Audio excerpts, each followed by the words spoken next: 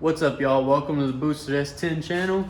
For those of you that are new here, don't forget to hit that like and subscribe button. Stay up to date with what we're doing. So first, want to start off with, I did go out last weekend. I went out and I did not record almost anything. There was a live feed, so I did get one video of it.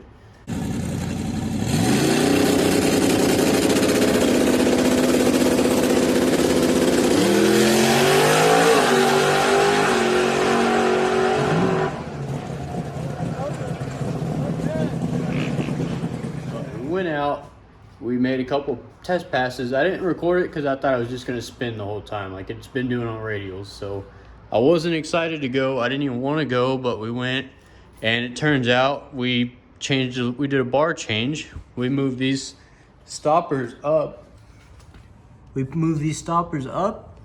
And it decided it wanted to work just by changing that bar change. So went my fastest 60 foot ever the truck has ever been, and letting out about half track, a little over half track. I went the fastest I've ever been in my life. So that was really a positive thing. I hate that I didn't record it. The one time I'm not recording, the truck does really good. But we're gonna try to make that shootout this weekend and turn it up a little bit more. So hopefully, I'm gonna record this weekend for sure. I decided never taking the truck out again without recording, just because I hate that I missed that for y'all that actually do like to watch and see the truck do good and everything. One thing I did changing is I could never find the parachute handle where it was up here, and I was just searching for it the whole time I was trying to make a pass. So I went ahead and welded up a couple mounts. Just mounted it right there for now. So now I got it down here by the shifter where I could actually reach it. And this is the first thing I actually got to use a welder for. I messed up and made this one. I mean, not terrible, not the best welds. Move the light. Not the best welds, you can't even see. But it's the first time I got to weld something together that's actually useful. But yeah, so we got that going on that. And I don't know if I'm gonna record putting this on or not. I went ahead, since now we're running a lot more boost in the thing. Let me take that out. I went ahead and bought me a cheap engine diaper. This is just a Summit diaper, but I wanted something, cheap Summit universal diaper.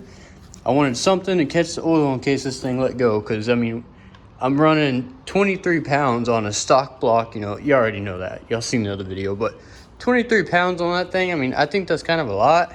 We're going to probably go to 25 next pass, maybe.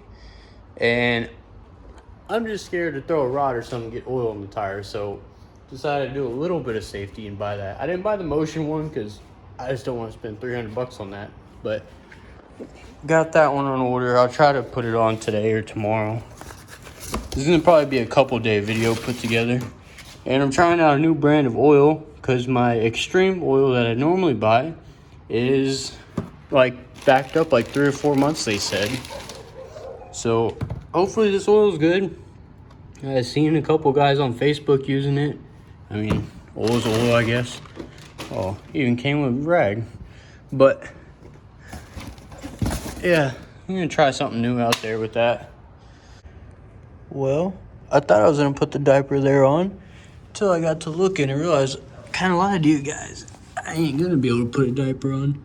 I forgot. I can't even put my finger between the oil pan and the K-member here. So there is no way I'm gonna get a diaper underneath this oil pan without taking the motor out. And as safe as a diaper is, I'm not pulling this motor out. So we're just gonna have to save that for another time whenever we next have the motor out, I guess. That sucks. Really wanted to put that on there too, but I forgot about that. Good thing is though, no oil's leaking anywhere. I mean, we're all good here. But yeah, I forgot about that shit. Oh, here we go. A little moment of truth on the oil here. There shouldn't be anything in it. I don't have anything to make me expect there should be anything in the oil. I mean, don't look bad. I don't see any sparkles or anything in it, so that's a damn good thing. Bubbles and that's it. Oh yeah. Chalk that one up as a win for me.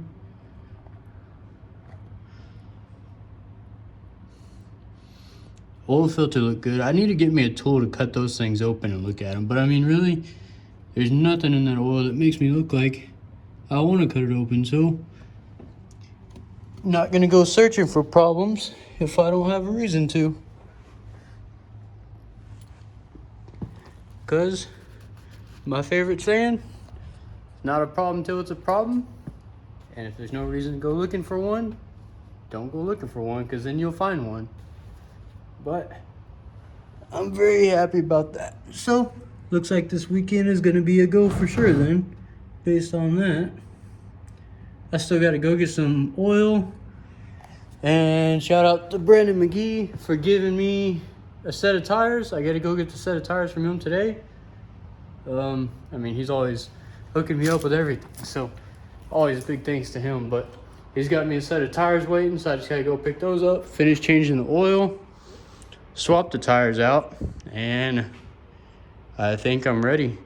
Considering buying a new battery, I'm thinking about going to 16 volt before the weekend, but I don't know for sure.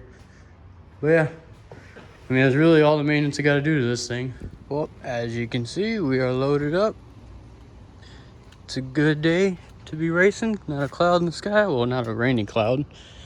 But we went ahead, added some weights here on both sides. So I added 10 pounds of weight on the front of it. Hopefully that helps keep it down. Sorry I'm shaky right now. I don't know why.